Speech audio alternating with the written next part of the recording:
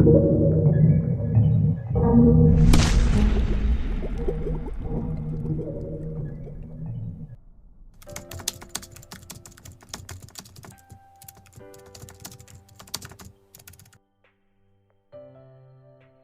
दोस्तों, पिछले वीडियो में हम लोगों ने इंडियन पिनल कोड का जो अध्याय 8 है उसके जो महत्वपूर्ण सेक्शंस हैं उनके बारे में जाना, और इस वीडियो में हम लोग अध्याय 9 के जो महत्वपूर्ण सेक्शंस हैं उनके बारे में जानेंगे कि किस सेक्शन में क्या दिया गया है।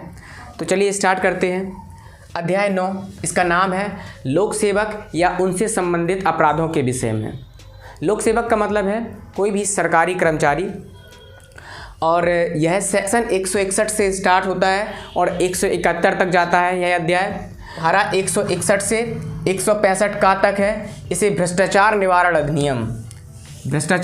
अधिनियम 1988 की धारा 31 के अधीन लोपित कर दिया गया है। अर्थात अब इन धाराओं का जिक्र जो भ्रष्टाचार अधिनियम बना है उसमें किया गया है और आईपीसी से इन धाराओं को हटा दिया गया है, तो इनके बारे में पढ़ने का कोई मतलब नहीं है।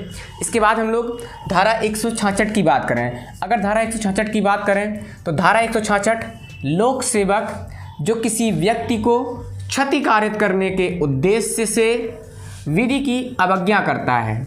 अगर कोई लोक सेवक, कोई सरकारी कर्मचारी किसी व्यक्ति को क्षतिकारित, उसको हानि पहुंचाने के उद्देश्य से विधि की अवज्ञा, विधि की जानबूझकर भूल करता है या विधि को जानबूझकर नहीं फॉलो करता है, तो इसके लिए आईपीसी की धारा 166 वर्णन करती है, उसके लिए दंड की व्यवस्था करती है। इसके बाद धारा 166 का लोक सेवक जो विधि के अधीन निर्देश की अवज्ञा करता है।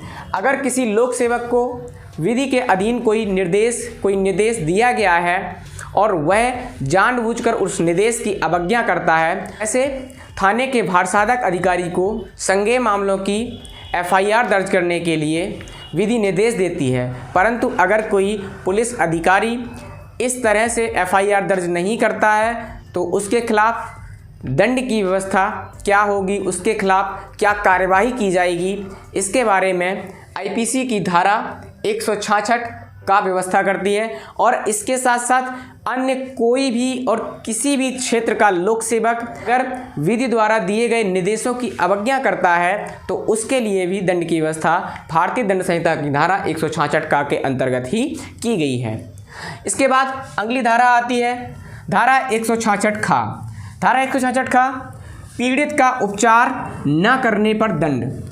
अगर कोई चिकित्सक, चाहे वो सरकारी चिकित्सक हो या प्राइवेट चिकित्सक, अगर वह किसी पीड़ित व्यक्ति की, किसी एक्सीडेंटल व्यक्ति की चिकित्सा करने से मना करता है तो उसके लिए क्या दंड होगा, इसके बारे में भारतीय दंड संहिता की धारा 166 खा में व्यवस्था की गई है।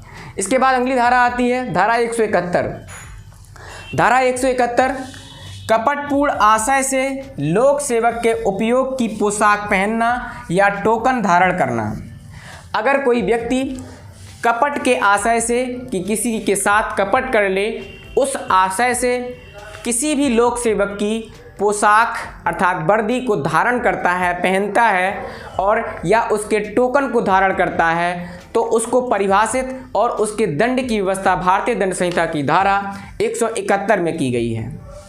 इसके बाद हमारा अगला अध्याय आता है 9 का। अध्याय 9 का निर्वाचन संबंधी अपराधों के विषय में वर्णन करता है कि जो इलेक्शंस होते हैं उनमें कितने प्रकार के अपराध होते हैं और उन अपराधों की परिभाषा क्या होगी, उनका दंड क्या होगा, इसके बारे में वर्णन करता है। और यह अध्याय धारा 171 का से धारा 171 जहाँ तक जाता है। अब हम लोग इन सेक्शंस को जानते हैं कि इन सेक्शंस में क्या दिया गया है।